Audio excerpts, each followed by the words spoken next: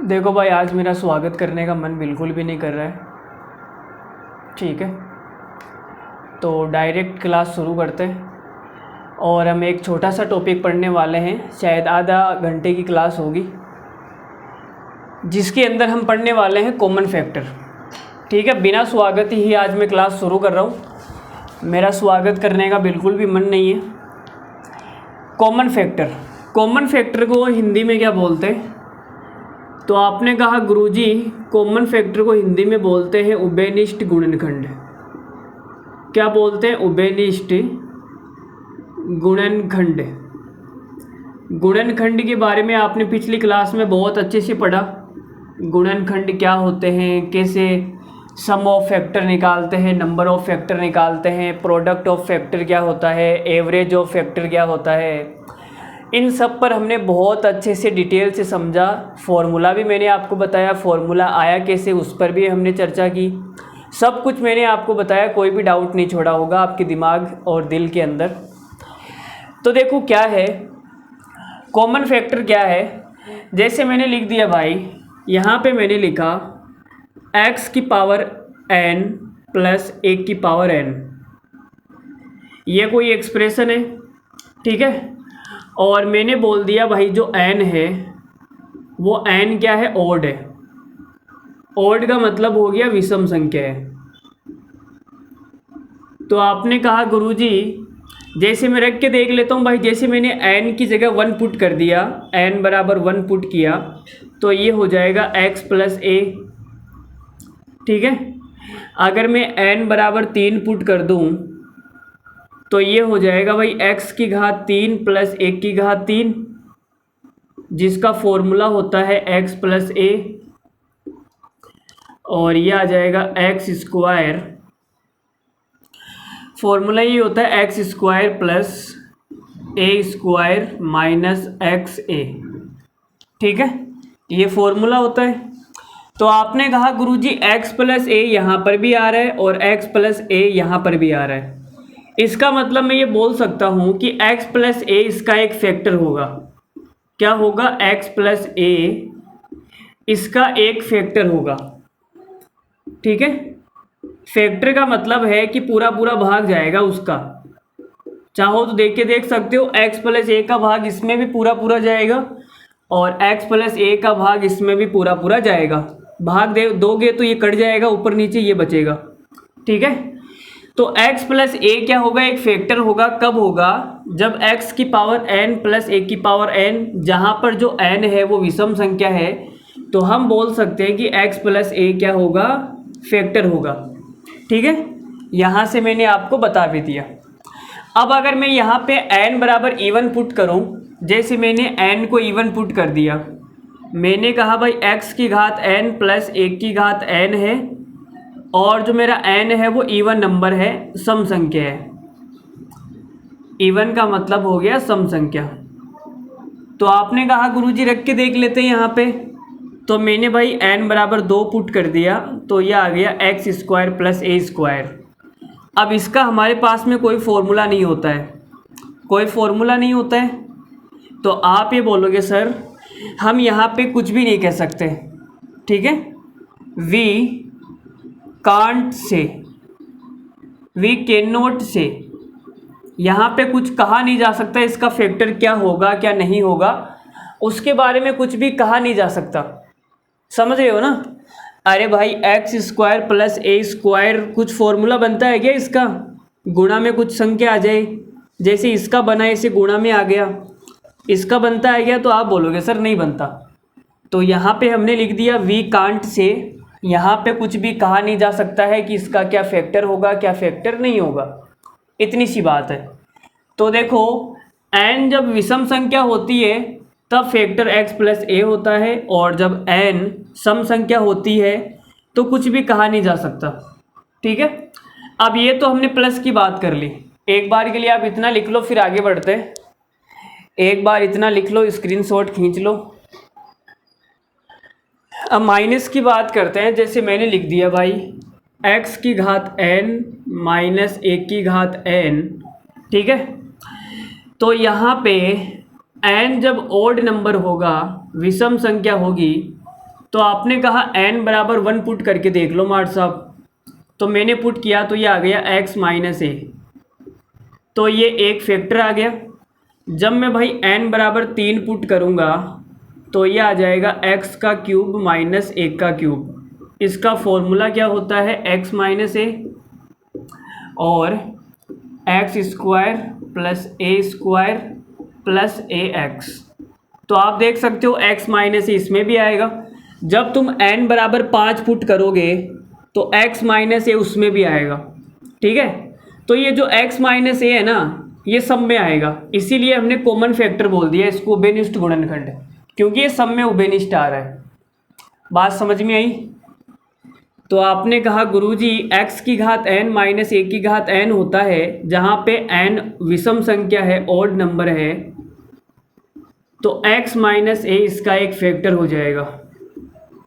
x minus ए क्या होगा, factor होगा, कॉमन फैक्टर, ठीक है। अब मैं बात कर लेता हूँ जब n इवन नंबर हो, सम संख्या हो, तब आपने कहा x की घात n माइनस 1 की घात n, जहाँ पर n इवन नंबर है, तो मैं पुट करके देख लेता हूँ। जैसे मैंने 2 पुट कर दिया, एक्स स्क्वायर माइनस ए स्क्वायर बन जाएगा। यहाँ से फॉर्मूला क्या बनेगा, x प्लस ए और ये x माइनस ए, एक बार प्लस में एक बार माइनस में। तो यहाँ पे 2 कॉमन फैक्टर हो जाएंगे, एक तो हो जाएगा x प्लस ए और दूसरा हो जाएगा x माइनस ए। ये दोनों कॉमन फैक्टर होंगे, प्लस वाला भी होगा माइनस वाला भी होगा। तो ये वाला भी आप लिख लीजिए। उसके बाद में मैं एक बार समराइज करवा देता हूँ जो भी बात है। तो अभी तक मैंने आपको क्या बताया, मैंने आपको एक छोटी सी बात बोली भाई कि x की घात n है और प्लस 1 की घात n है, जहाँ पर जो n है वो ऑड नंबर है, विषम संख्या है। तो इसका जो कॉमन फैक्टर होगा CF का मतलब हो गया कॉमन फैक्टर, वो आएगा x प्लस ए, ठीक है। और x की घात n प्लस 1 की घात n है, जहाँ पर n इवन नंबर है, सम संख्या है, तो कॉमन फैक्टर के बारे में कुछ भी कहा नहीं जा सकता, ठीक है। कैन नॉट, कांट से, ठीक है भाई, कुछ कहा नहीं जा सकता। कुछ हो भी सकता है, नहीं भी हो सकता है, पता नहीं क्या होगा क्या नहीं होगा, कुछ भी कहा नहीं जा सकता। तो ये तो मैंने प्लस के बारे में कहा, और माइनस वाले के बारे में मैंने क्या कहा भाई, x की घात n माइनस 1 की घात n है, जहाँ पर जो n है वो ऑड नंबर है, विषम संख्या है। तो इसका जो कॉमन फैक्टर होगा CF, वो क्या हो जाएगा, x माइनस ए हो जाएगा। अगर x की घात n माइनस 1 की घात n, जहाँ पर जो n है वो इवन नंबर है, सम संख्या है, तो इसके जो कॉमन फैक्टर होंगे वो 2 हो जाएंगे। एक तो हो जाएगा प्लस वाला और दूसरा हो जाएगा माइनस वाला, ये दोनों इसके कॉमन फैक्टर होंगे। इतनी सी बात अभी मैंने आपको बताई है और कुछ भी ज़्यादा नहीं बताया है। अगर आपको याद हो जाता है तो अच्छी बात है, और याद नहीं होता है तो आप पुट करके देख सकते हैं, ठीक है। जैसे मैंने पुट करके दिखाया ना, 1 3 2 5 ऐसे एग्जाम्पल के थ्रू, तो वैसे आपको याद हो भी जाएगा, कोई बहुत बड़ी बात नहीं है, ठीक है। उसकी बातें तुम्हें याद है, उसने तीसरी क्लास में कहा था यार मुझे तुम बहुत अच्छे लगते हो, ठीक है, वो अभी तक आपको याद है। लेकिन ये सवाल आपको, ये फॉर्मूले याद नहीं होते।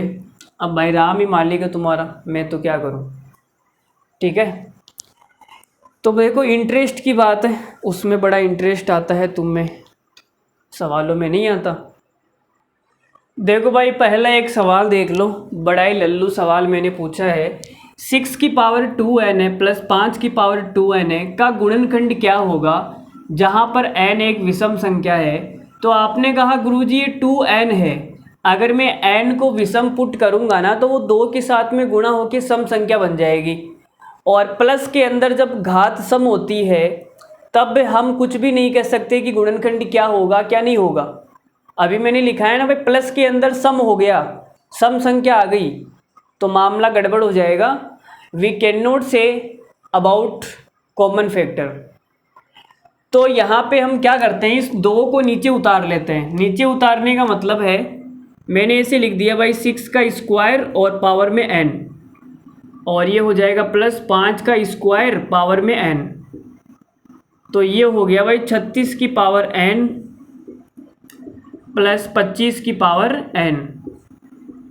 जहाँ पे n एक विषम संख्या है, तो भाई मैंने आपको क्या बताया था, मैंने यही तो बताया था भाई x की पावर n प्लस 1 की पावर n, जहाँ पर n क्या है, ऑड नंबर है।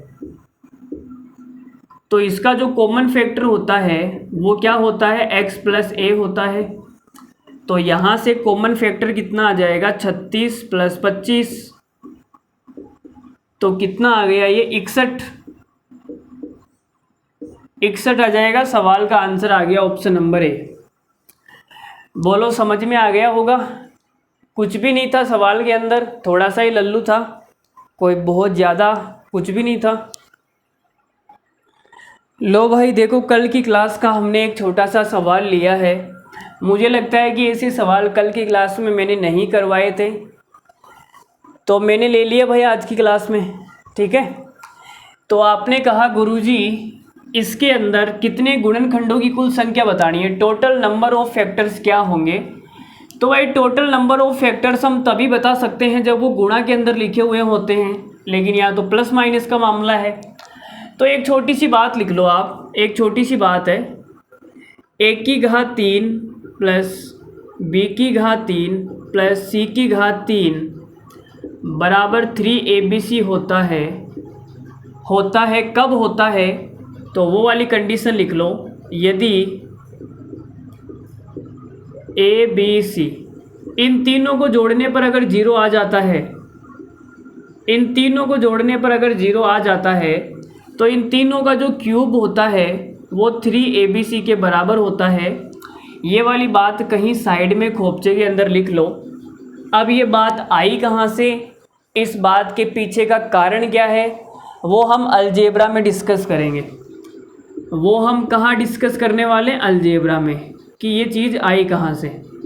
ठीक है, अलजेब्रा में मैं पूरा इसका वो बताऊंगा आपको, ये कैसे आया, कहाँ से आया, क्या है क्या नहीं है, सारी डिस्कस।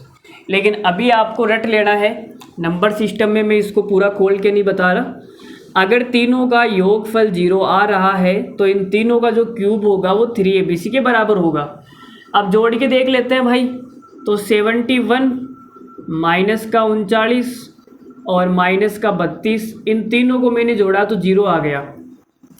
तीनों को जोड़ने पर अगर 0 आ गया तो इन तीनों का जो क्यूब होगा, 71 का क्यूब, 39 का क्यूब, 32 का क्यूब।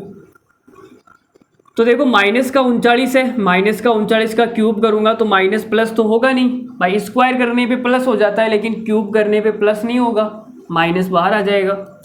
तो ये किसके बराबर होगा, 3abc के। a की जगह है 71 और b की जगह है माइनस का 39 और c की जगह है माइनस का 32। अब माइनस माइनस तो प्लस हो जाएगा, 2 बार माइनस आ गया। अब इसके हमें क्या करने हैं भाई, प्राइम फैक्टर करने हैं। तो ये हो गया 3 इंटू 71 एक अभाज्य संख्या है, इंटू 39 का हो गया 13 तिया 39, 3 इंटू 13। 32 का कितना होता है, 2 की पावर 5। तो ये देखो कितना हो जाएगा, ये 3 है, ये 3 है, तो 3 का स्क्वायर हो जाएगा, 3 का क्या हो जाएगा, स्क्वायर। ठीक है, अब निकाल देते हैं number of factors. Number of factors कैसे निकालते हैं, कल की क्लास में मैंने खूब अच्छे से आपको सिखाया है। पावर 2 है, 2 में 1 जोड़ दो, यहाँ पे पावर 1 है, 1 में 1 जोड़ दो, यहाँ भी 1 है तो 1 में 1 जोड़ दो, ये 5 + 1, तो कितना आ जाएगा, 3 इंटू 2 इंटू 2 इंटू 6, 6 तिया 18, 18 दूना 36 दूना 72। 72 हमारा सवाल का राइट आंसर हो जाएगा। 72 हमारे सवाल का क्या हो जाएगा, राइट आंसर हो जाएगा। तो उम्मीद करता हूँ आपको ये सवाल समझ में आ गया होगा। कल की क्लास में मैं लेना भूल गया था, वो लाइट भी चली गई थी। आपको पता है क्या इश्यू आ रहा था। मैंने फटाफट से एवरेज और फैक्टर बता के क्लास ख़त्म कर दी थी। तो 72 सवाल का राइट आंसर है। आगे बढ़ते हैं, एक दो सवाल और कर लेते हैं ऐसे ही, अगर आपको नहीं समझ में आया तो। लो देखो सवाल नंबर 3 देखो। उसने भी कहा देखो जी भाई मेरी तरफ देखो, लेकिन बाद में मना कर दिया। ये भाई देखो, ज़िंदगी का वसूल यही है, ज़िंदगी इसी का नाम है। देखो ये सवाल है किससे विभाज्य है किससे डिविजिबल है वो बताना है। तो आपने कहा गुरुजी, हमारे गुरुजी ने बताया था यदि 3 संख्याओं को जोड़ने पर अगर 0 आ जाता है तो हम उसको क्या लिख सकते हैं, a की घात 3 प्लस b की घात 3 प्लस c की घात 3 बराबर 3abc, ये लिखा जा सकता है। तो भाई मैंने चेक कर लिया, इन तीनों को जोड़ने पे 0 आ रहा है क्या, 43 माइनस का 36 माइनस का 7, तो ये 0 आ रहा है। ये 0 आ गया तो मैं ये लिख सकता हूँ भाई 43 का क्यूब माइनस 36 का क्यूब माइनस 7 का क्यूब बराबर 3abc। ए की जगह हो गया 43, बी की जगह हो गया 36 और सी की जगह हो गया 7। अब माइनस माइनस प्लस हो गया, यहाँ माइनस आएगा यहाँ माइनस आएगा, प्लस हो गया वो। अब सवाल में बोला गया है कि ये 3 और 7 से कटता है, भाई 3 से कटेगा और 7 से भी कटेगा, ये राइट आंसर है। फिर इसने बोला ये 7 और 18 से कटता है, तो 7 से कट जाएगा, 18 से कट ही जाएगा, 18 दूना 36, इसका मतलब ये वाला भी सही है। 6 और 23, अब देखो ये 6 से तो कट जाएगा 36, लेकिन ये 23 से नहीं कटेगा, क्यों 23 कहीं पर भी नहीं है, 23 का पूरा पूरा भाग नहीं जाएगा ना भाई, 23 से नहीं कटेगा, तो ये गलत हो गया। इसका मतलब ये 2 ऑप्शन सही है, डी आ जाएगा, both A and B. D हमारा सवाल का राइट आंसर हो जाएगा, ए और बी दोनों सही है, ए और बी दोनों हमारे सही है। चलो आगे बढ़ते हैं। आज की क्लास में हम 10 सवाल करने वाले हैं। सवाल नंबर 4 लेते हैं। देखो सवाल के अंदर ये बोला है कि क्या बोला है, 13 की पावर 7 प्लस 11 की पावर 7 और 13 की पावर 5 प्लस 11 की पावर 5 का एक कॉमन फैक्टर है। 2 संख्याएं आपके सामने लिखी हुई है और उन दोनों में से एक ऐसी संख्या बतानी है जिसका पूरा पूरा भाग जाएगा दोनों के अंदर। कॉमन फैक्टर के बारे में बताना है, ठीक है। तो भाई बता देते हैं। अगर आपसे ये पूछा जाता भाई उसके बारे में बताओ, तो शायद तुम बताने से मना कर देते, लेकिन ये तो बताओगे ना। तो आपने कहा गुरुजी प्लस के अंदर तो एक ही होता है भाई, प्लस के अंदर तो एक ही होता है ना, x की पावर n प्लस a की पावर n, जहाँ पे n क्या होती है, विषम संख्या होती है। तो इसका कॉमन फैक्टर क्या आएगा, x प्लस a आएगा। यहाँ पर 7 विषम संख्या है तो कॉमन फैक्टर कितना आ जाएगा, 13 प्लस 11 बराबर 24। यहाँ पर 5 विषम संख्या है तो कॉमन फैक्टर कितना आएगा, 13 प्लस 11 बराबर 24। तो सवाल का आंसर 24 आ जाएगा मेरे दोस्त। 24 दोनों के अंदर आ रहे हैं, सवाल का आंसर कितना हो गया 24। तो कर लोगे ऐसे सवाल जब भी आएंगे। 19 की पावर n माइनस 1 की पावर कुछ भी नहीं है। अब देखो 1 की पावर कितनी भी लगा दो एक ही आने वाला है, तो यहाँ पे मैं n लगा देता हूँ, कोई फ़र्क नहीं पड़ेगा। अब बताना है कौन सा ऑप्शन सही है, तो कॉमन फैक्टर निकाल लेते हैं। तो मैंने कहा भाई कॉमन फैक्टर निकाल लेते हैं। जब n मेरा ऑड होगा, जब n ऑड होगा तो कॉमन फैक्टर कितना आ जाएगा, 19 माइनस 1, 19 माइनस 1 बोले तो 18, कॉमन फैक्टर 18 आएगा। जब मेरा n इवन हो जाएगा, n मैंने बोल दिया भाई इवन है, तो कॉमन फैक्टर क्या हो जाएगा, 19 माइनस 1 18 भी होगा और 19 प्लस 1 20 भी होगा, ठीक है भाई। माइनस के अंदर है तो और इवन के अंदर 2 फैक्टर आएंगे ना, 19 माइनस 1 19 प्लस 1। अगर आपको याद नहीं है तो मैंने अभी लिखाया था, आप जाके देखो। सम संख्या में प्लस वाला भी होता है माइनस वाला होता है, दोनों होते हैं। लेकिन सवाल में क्या पूछा है, सवाल में पूछा है हमेशा 9 से विभाजित होगा। तो भाई हमेशा 9 से विभाजित होगा, 9 से विभाजित यहाँ भी हो रहा है और 9 से विभाजित यहाँ भी हो रहा है। n जब ओड है तब भी 9 से डिविजिबल है, और जब n इवन है तब भी 9 से डिविजिबल है। तो भाई सही बात है, इसका मतलब ऑप्शन नंबर ए सही है। हमेशा 20 से डिविजिबल होगा, 20 से। तो भाई जब n इवन होगा तब तो 20 से कट जाएगा, लेकिन जब n ओड होगा तब 20 से नहीं कटेगा, क्योंकि कॉमन फैक्टर तो 18 आ रहा है, 20 तो आया ही नहीं, तो हमेशा तो नहीं कटेगा। इसमें बोला है हमेशा कटेगा, हमेशा नहीं कटेगा, केवल सम संख्या होगी तभी कटेगा। तो ये वाला तो गलत हो गया भाई, हमेशा तो नहीं कटने वाला। कभी भी 19 से विभाजित नहीं होगा, ये वाली बात भी सही है भाई। 19 से कट रहा है क्या? नहीं कटेगा। यहाँ भी 19 से नहीं कटेगा, तो ये सही बोल रहा है कि 19 से कभी नहीं कटेगा, तो सही बोल रहा है, मतलब सही है। तो ए और सी दोनों करेक्ट आंसर है, ऑप्शन नंबर डी। ए और सी दोनों सत्य है, तो सवाल का आंसर आ गया ऑप्शन नंबर डी। बोलो कैसा लग रहा है, मज़ा आ रहा है? अगर मज़ा आ रहा है तो वीडियो को लाइक करने में कंजूसी नहीं करेंगे। 8 की पावर 2k प्लस 5 की पावर 2k, तो इसके गुणनखंड बताने हैं जहाँ पर k एक विषम संख्या है। तो देखो घात के अंदर 2k लिखा हुआ है, 2 गुणा में आ रहा है, और k एक विषम संख्या है, 2 के साथ में गुणा होकर वो सम संख्या बन जाएगी। और सम संख्या अगर घात में आ जाती है तो प्लस के अंदर जब सम संख्या आती है तो हमारे पास में कहने के लिए कुछ भी नहीं होता है। तो आपने कहा सर इस 2 को नीचे उतार लो, तो मैंने भाई इस 2 को नीचे उतारा, तो 8 का स्क्वायर पावर k, 5 का स्क्वायर और पावर k, तो ये हो गया भाई 64 की पावर k प्लस 25 की पावर k। तो इसका कॉमन फैक्टर कितना आ जाएगा? 64 प्लस 25 बराबर 89। तो सवाल का आंसर आ गया ऑप्शन नंबर डी। सवाल का आंसर आ गया ऑप्शन नंबर डी, सही है ना? अरे भाई मैंने यही तो बताया था, x की पावर n प्लस a की पावर n, इसका common factor x plus a होता है, जहाँ पे n क्या है? Odd number. तो k विषम संख्या है, तो x प्लस a आ गया 89। बोलो यही बताया था ना। तो देखो चीज़ें याद करनी पड़ेगी, जब तक आपको याद नहीं होगी बातें तब तक सवाल नहीं होंगे।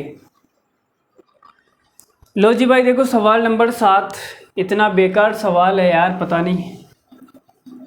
CGL मेंस 2017 का है। n बराबर 3 की घात 14 प्लस 3 की घात 13 माइनस 12 है। तो n का सबसे बड़ा अभाज्य गुणनखंड क्या होगा वो बताना है। कहाँ से उठा के लाए हो यार इस सवाल को, कहाँ से उठा के लाए हो? इतने भयंकर भयंकर सवाल मत लाया करो क्लास के अंदर। कितनी बार बोला है मैंने, बच्चे डर जाते हैं, मैं भी डर जाता हूँ, बच्चे क्या। अगर क्लास में सवाल ना हो बच्चों के सामने तो फिर कितनी बड़ी बेइज्जती हो जाएगी मेरी, है ना। देखो सवाल नंबर क्या बोल रहे हैं, हाँ जो भी बोल रहे हैं देखो शुरू करते हैं। तो देखो यहाँ पे क्या करना है मैं बताता हूँ। मैंने कहा भाई 3 की घात 14 है, 3 की घात 13, एक काम करो 3 की घात 13 कॉमन निकाल लो पकड़ के, तो अंदर बच जाएगा 3 प्लस 1 और ये माइनस का 12। अब यहाँ पे हो जाएगा 3 की घात 13, ठीक है। और तो क्या होगा, ये हो जाएगा 4 माइनस का 12, 4 कॉमन ले लो, तो अंदर क्या बचेगा 3 की घात 13 माइनस 3, 3 को भी कॉमन ले लो, एक काम करो तुम, तो ये 4 इंटू 3, अंदर बचेगा भाई 3 की घात 12 माइनस 1, ठीक है भाई। अब 3 की घात 12 को सोल्व करना पड़ेगा, तो देखो सोल्व करते हैं।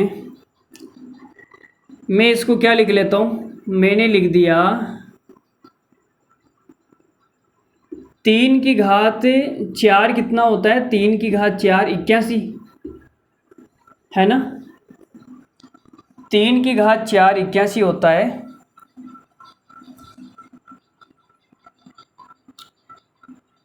मामला गड़बड़ सा लग रहा है यार मुझे तो, पता नहीं आएगा भी नहीं आएगा। या फिर तुम ऐसे भी तो लिख सकते हो ना, देखो हमारे पास में एक फॉर्मूला होता है, मैं बताता हूँ।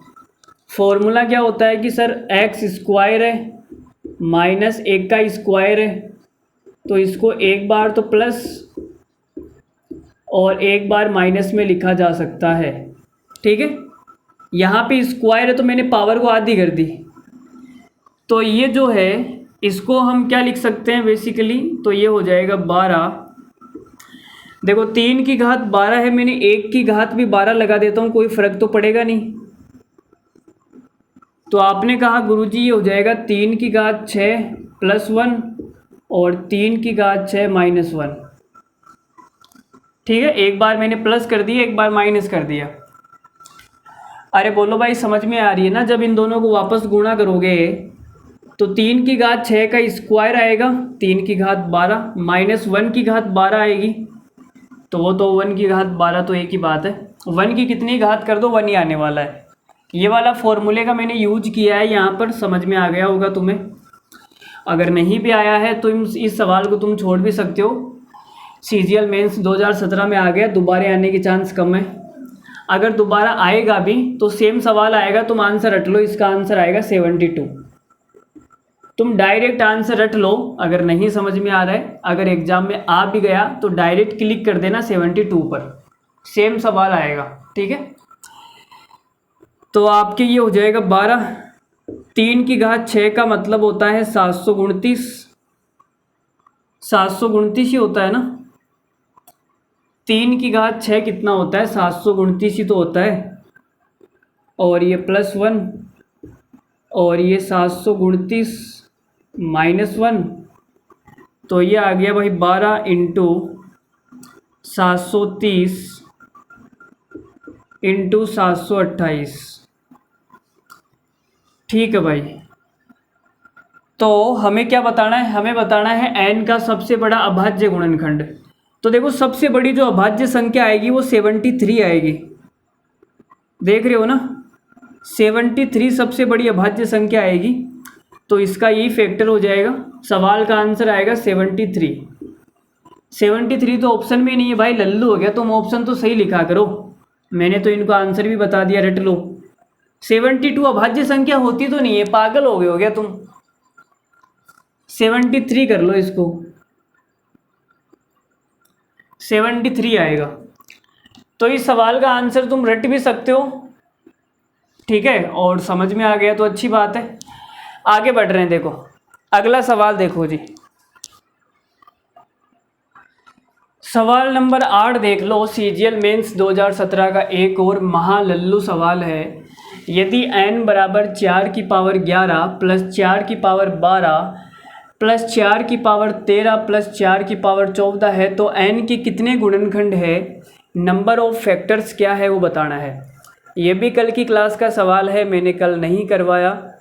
आज मैं जो भी करवा रहा हूँ ना, जितने भी मैं 10-11 सवाल करवाने वाला हूँ या करवा रहा हूँ, वो मुझे कल की क्लास में करवाने थे, बट क्या करूँ, वो लाइट वाइट बड़ा तकलीफ़ हो रही थी, इश्यू आ रहा था, जिसके कारण मैंने अलग से क्लास ली है।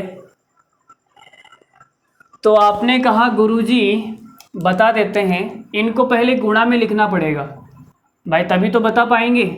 तो मैंने यहाँ से क्या किया, 4 की पावर 11 मैंने कॉमन निकाल दिया, 4 की पावर 11 हमारा कॉमन आ गया, तो यहाँ 1 बचेगा, यहाँ 4 का स्क्वायर बचेगा, 1 बच गया, यहाँ 4 बचेगा ना, यहाँ 4 का स्क्वायर बचेगा और यहाँ 4 का क्यूब बचेगा।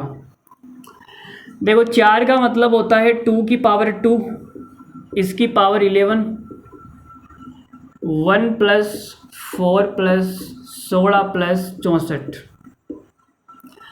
ये 2 की पावर 22 आ जाएगा, इंटू ये कितना आ जाएगा, 1 और 4 5 और 16 और 64 80, 80 और 5 85। अब देखो 85 है तो ये हो जाएगा 2 की पावर 22 इंटू 17 की पावर 1 इंटू 5 की पावर 1। तो ये भाई हमने इसके प्राइम फैक्टर कर दिए, हमने क्या कर दिए, इसके अभाज्य गुणनखंड। अब मैं यहाँ से नंबर ऑफ फैक्टर्स बता सकता हूँ कितने आएंगे, नंबर ऑफ फैक्टर्स। तो आपने कहा सर पावर में +1 कर दो, 22 है, 22 में 1 जोड़ दो, यहाँ 1 है, 1 में 1 जोड़ दो, 1 में 1 जोड़ दो, तो कितना आ जाएगा 23 × 2 × 2, 23 दूना 46, 46 दूनी 92, तो टोटल नंबर ऑफ फैक्टर्स कितने आ गए 92। बढ़िया सवाल था, 2017 में अच्छे अच्छे सवाल पूछे गए थे। ये सवाल जब भी आए थे तब किसी को भी नहीं आते थे ये सवाल, पहली बार 2017 में इनका सामना हुआ, उसके बाद में तो अब हर कोई पढ़ा रहा है इनको। ठीक है, तो आगे बढ़ते हैं। 92 हमारा आंसर आ गया। उम्मीद करता हूँ कि आपको मज़ा आ रहा होगा, अच्छा लग रहा होगा। आज मैं कोई हंसी मजाक की बात नहीं कर रहा, मेरा भी थोड़ा सा मूड थोड़ा सा सही नहीं है, क्लास ले रहा हूँ, यही बहुत बड़ी बात है। देखो भाई सवाल नंबर 9 क्या है, ये वाला जो कॉन्सेप्ट मैंने कल की क्लास में नहीं बताया था आपको, आज देख लो। ये जो कंटेंट मैं करवा रहा हूँ ये कल की क्लास का ही है, बट आज करवा रहा हूँ। 360 के सभी गुणनखंडों के व्युत्क्रमों का योग निकालना है। व्युत्क्रमों का मतलब हो गया उल्टा करके योग निकालना है। क्या करना है, उल्टा करके।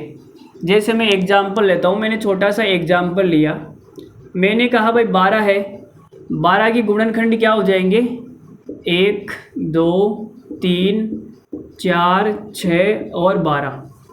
12 के इतने गुणनखंड होते हैं। अब इनका उल्टा करना है, उल्टा करूँगा तो ये 1/1, ये 1/2 हो जाएगा, ये 1/3, 1/4, 1/6 और 1/12 है।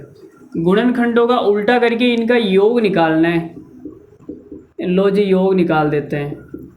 तो आपने कहा गुरुजी लसा कितना आएगा, लसा आ जाएगा 12। ठीक है, अब 1 का भाग 12 में देंगे तो यहाँ 12 आ जाएगा, प्लस 2 का भाग 12 में देंगे 6 आएगा, 3 का देंगे 4 आएगा, 4 का देंगे 3 आएगा, 2 जाएगा 1 आएगा। ठीक है, तो ये हमारे पास कितना आ गया 12 और 6 18, 18 और 2 20, 20 और 4 3 7 और 1 8, 28 हो गया। 28/12 आ गया गुरुजी, ये आएगा। ठीक है, अब ये हमारा आंसर आ गया, बट ये आया कैसे, तो आप देखो यहाँ से एक फॉर्मूला बनता हुआ आपको दिखाई दे रहा होगा, यहाँ पे 12 लिखा हुआ है। ये 12 क्या है, या तो आप ये मान लो 12 सबसे बड़ा फैक्टर, और सबसे बड़ा फैक्टर वही होता है जो संख्या होती है। भाई संख्या भी मेरी 12 है और सबसे बड़ा फैक्टर भी 12 है, तो तुम ये बोल सकते हो बट्टे में तो आ जाएगी संख्या, बट्टे में आ जाएगी संख्या। ठीक है, और ऊपर क्या आ रहा है, ऊपर देखो 1 2 3 4 6 12। मुझे क्या करना है, इन फैक्टर को जोड़ना है, जितने भी टोटल फैक्टर इन सबको जोड़ देते हैं। तो देख सारों को जोड़ दिया मैंने, ऊपर देख सकते हो तुम, सभी फैक्टर्स का योग निकाल दिया मैंने। तो ये बेसिकली क्या है, गुणनखंडों का योग ही तो है, गुणनखंडों का योग। तो यहाँ से फॉर्मूला बन गया ये वाला। ये फॉर्मूला किसका बना है, व्युत्क्रम गुणनखंडों का योग, गुणनखंडे के व्युत्क्रमों का योग। समझ रहे हो ना। अरे भाई ये गुणनखंडों का जो व्युत्क्रम है, इनका योग का जो फॉर्मूला है वो क्या बन गया, सम ऑफ फैक्टर।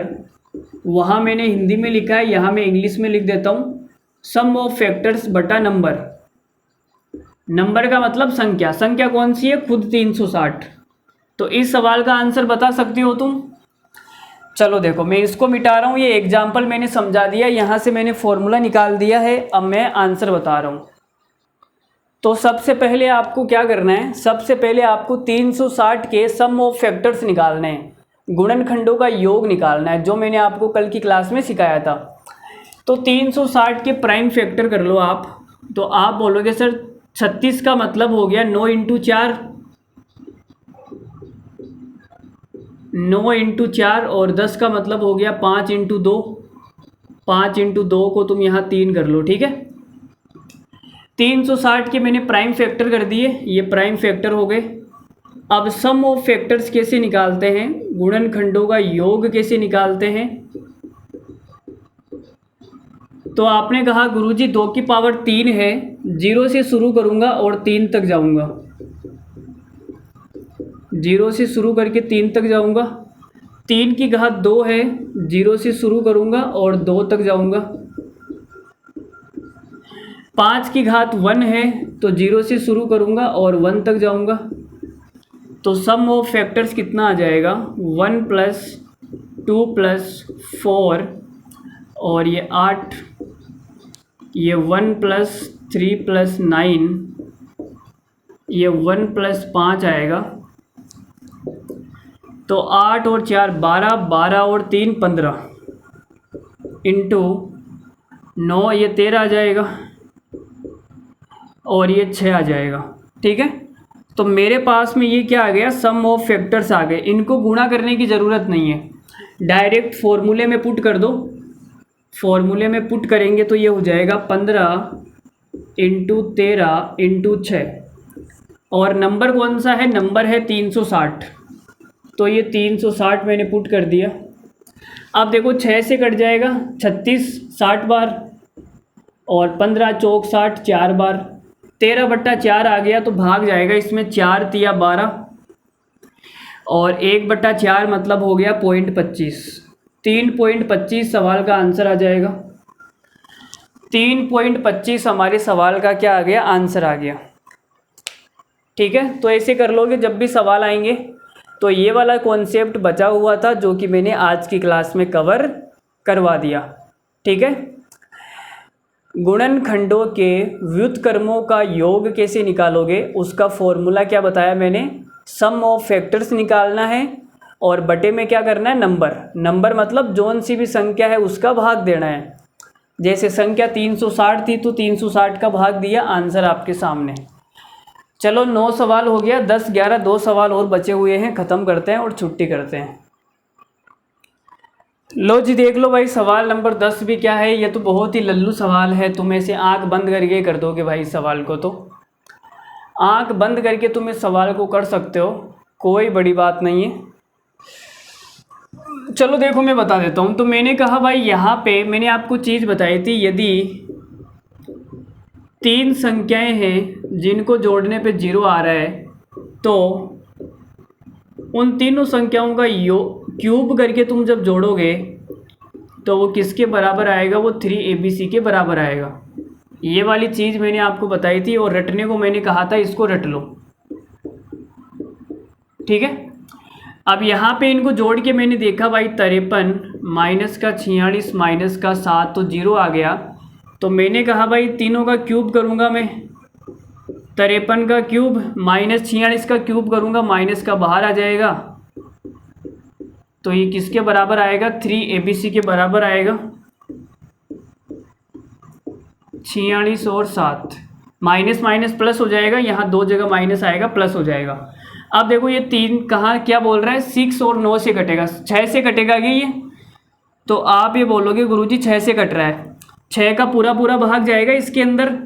भाई देखो 3 तो यहाँ से आ जाएगा, 2 यहाँ से आ जाएगा, 6 का पूरा पूरा भाग जाएगा। 9 का जा रहा है क्या, 9 का भाई 9 का मुझे नहीं लगता जाएगा, 9 का पूरा पूरा भाग नहीं जाएगा। तो ये वाला ऑप्शन तो कट हो गया हमारा।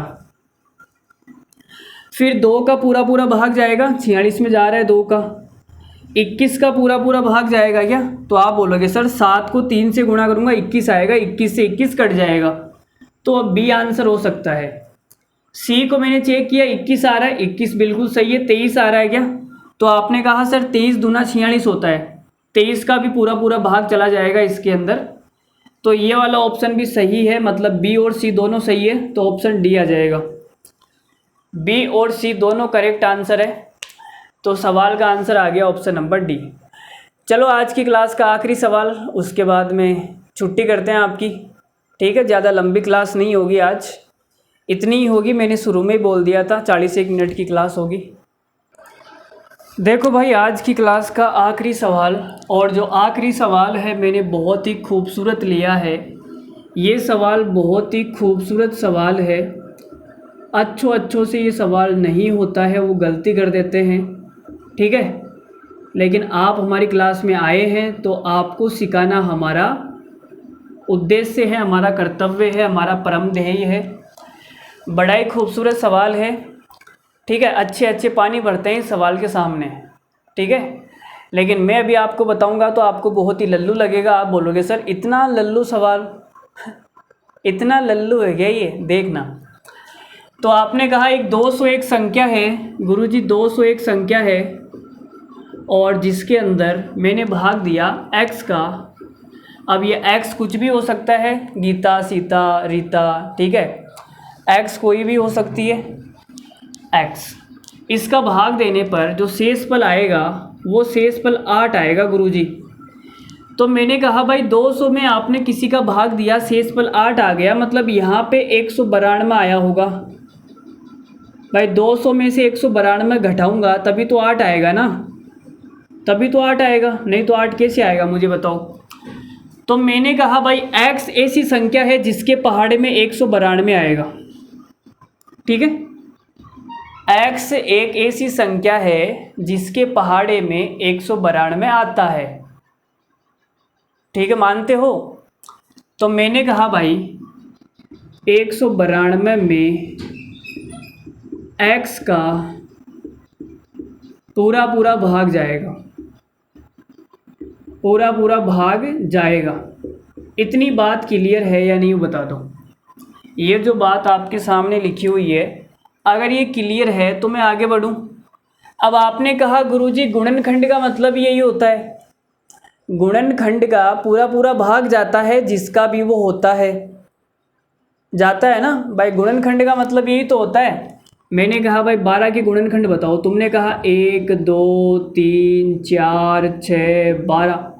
तो ये सारी संख्याएं वो है जिसका पूरा पूरा भाग जाएगा इसके अंदर, समझ रहे हो मेरी बात को।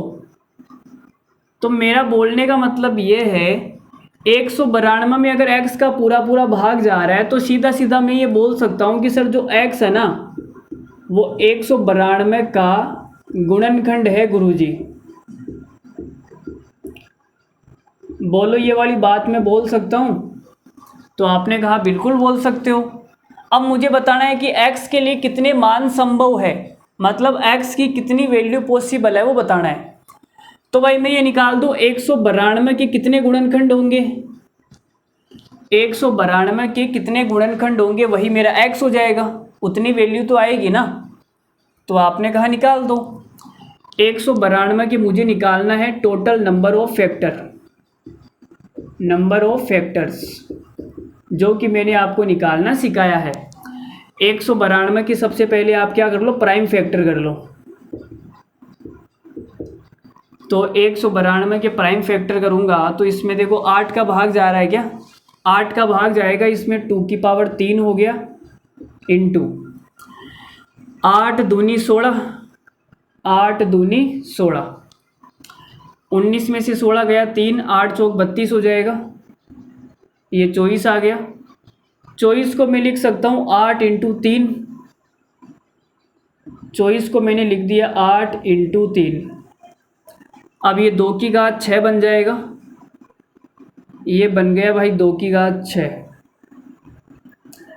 ठीक है। तो इसके मैंने प्राइम फैक्टर कर दिए 2 की पावर 6 इंटू 3। अब इसके नंबर ऑफ फैक्टर्स कितने आ जाएंगे, नंबर ऑफ फैक्टर्स तो ये आ जाएगा 6 + 1 और यहाँ पे पावर 1 है तो 1 + 1, 7 इंटू 2 बराबर 14। तो इसके टोटल नंबर ऑफ फैक्टर्स आ गए भाई 14, ठीक है। अब आपने कहा सर इसके 14 फैक्टर्स है, 192 के कितने गुणनखंड है, 14। तो x भी मेरा एक गुणनखंड है, इसका मतलब x के मान कितने हो गए, 14 पॉसिबल मान हो जाएंगे। तो सवाल का आंसर हो गया 14। अब बच्चे यहाँ पे क्या गलती करते हैं बताऊँ मैं। अब आप मुझे एक बात बताओ, यहाँ पे शेषफल 8 बच गया, शेषफल क्या बच गया, 8 बच गया। तो ये जो x है ना, ये x 8 से बड़ा होगा भाई, ये जो x है वो 8 से क्या होगा, बड़ा होगा। बड़ा क्यों होगा, क्योंकि अगर ये x मेरा 8 से बड़ा नहीं हुआ, मान लेते हैं कि x 4 है तो शेषफल कभी 8 बचेगा क्या, मुझे ये बता दो। आप बोलोगे सर 8 तो शेषफल नहीं बचेगा, अगर यहाँ पे 4 होता तो 2 बार भाग और चला जाएगा, ठीक है। तो शेषफल 8 तो नहीं बचेगा। अगर यहाँ पे 7 होता x की जगह तो शेषफल कभी 8 बचता क्या? आप बोलोगे ऐसा नहीं बचेगा भाई, 7 का भाग एक बार और चला जाएगा ना 8 में, तो शेषफल तो 1 आएगा ना। लेकिन यहाँ पे तो 8 आ रहा है। अगर यहाँ पे 8 होता x की जगह तो 8 का भाग 8 में चला जाता, शेषफल 0 आता, ठीक है। तो कहने का मतलब ये है कि जिस संख्या का तुम भाग दे रहे हो ना, बात सुनना ध्यान से, जिस संख्या का भाग तुम दे रहे हो ना वो हमेशा शेषफल से बड़ी होगी, शेषफल से छोटी नहीं हो सकती वो। अगर वो छोटी हो गई तो भाग और चला जाएगा ना। बात समझ में आ रही है? तो आपने कहा गुरुजी सही बात है आपकी, जो x है ना वो 8 से बड़ा होगा तभी शेषफल 8 बचेगा, नहीं तो नहीं बचेगा, नहीं तो भाग और चला जाएगा इसके अंदर, ठीक है। अब यहाँ पे टोटल फैक्टर 14 आ रहे हैं, मुझे वो वाले फैक्टर माइनस करने हैं जो 8 से छोटे हैं। तो आपने कहा सर 192 के वो फैक्टर निकाल लो, 192 के वो वाले फैक्टर निकाल लो जो 8 से क्या है, छोटे हैं। तो आप बोलोगे सर 192 का फैक्टर 1 होता है और 2 भी होगा और 3 भी होगा, 4 भी होगा, 5 नहीं होगा, 6 होगा क्या? 6 का भाग जा रहा है इसमें, 6 भी होगा भाई, 2 और 3 का भाग जा रहा है तो 6 का भी जाएगा, 8 का भी जा रहा है, ठीक है, 8 का भी जा रहा है। तो कितने फैक्टर ऐसे हो गए जो 8 के बराबर या 8 से छोटे हैं? 1 2 3 4 5 6। तो ये वाले जो 6 फैक्टर है ना ये x के मान नहीं हो सकते क्योंकि ये 8 से छोटे हैं या 8 के बराबर है। तो आपने कहा टोटल है 14, जिनमें से ये 6 नहीं हो सकते, तो कितने हो सकते हैं? 8। तो 8 वैल्यू पॉसिबल है भाई। तो सवाल का ओरिजिनल जो आंसर आएगा ना वो 8 आएगा, 8 वैल्यू पॉसिबल है। x की कितनी वैल्यू पॉसिबल है? 8 वैल्यू। सवाल का आंसर हो गया 8। सवाल का आंसर कितना आ गया? 8 आ गया भाई, ठीक है। तो उम्मीद करता हूँ आपके बहुत ही जो भी डाउट थे उस सवाल में क्लियर हो गए होंगे, आपको कुछ नई चीज़ें सीखने को मिली होगी, मज़ा आया होगा, ठीक है। जो बच्चे स्कूल में पढ़ाते हैं उनको भी ऐसा लग रहा होगा कि यार मतलब क्या गणित पढ़ रहे हैं, हमें तो मज़ा आ रहा है बड़ा तगड़ा, ठीक है। इतनी ज़बरदस्त गणित उनको कहीं नहीं मिलने वाली। तो अब देखो मैं अपने आप की तारीफ़ नहीं कर रहा, चलो छोड़ो यार, तुम्हें खुद फील आ रहा होगा कि मैं कैसा पढ़ा रहा हूँ कैसा नहीं पढ़ा रहा हूँ, मारो इसको गोली, मैं अपनी तारीफ़ नहीं कर रहा हूँ। मेरा काम बताना है तो मैं बता रहा हूँ बेसिकली, ठीक है। बताने में और तारीफ़ करने में फ़र्क होता है, ठीक है। तो चलो आज के लिए इतना ही रखते हैं। आज कुछ ऐसी बातें हो गई थी जिसके कारण मेरा भी थोड़ा सा मूड अपसेट हो गया था, और भी ऐसे देखो पता नहीं है। अब देखो जितने ज़्यादा तुम रिश्ते बनाओगे, जितने ज़्यादा तुम्हारी मतलब इंसानों से मुलाकात होगी, इंसानों से बातें होगी, उतना ज़्यादा तुम्हारा मतलब नुकसान ही होने वाला है, कोई फ़ायदा नहीं होने वाला है, ठीक है। तो जितने मेरा तो ये मानना है कि जब तक तुम सफल ना हो जाओ ना, जब तक ज़िंदगी में कुछ बड़ा ना कर लो ना, तब तक ज़्यादा रिश्ते बनाने नहीं चाहिए, ठीक है। अपना अकेले रहो, मस्त रहो, बस माता पिता है, भाई बहन है, बस ठीक है।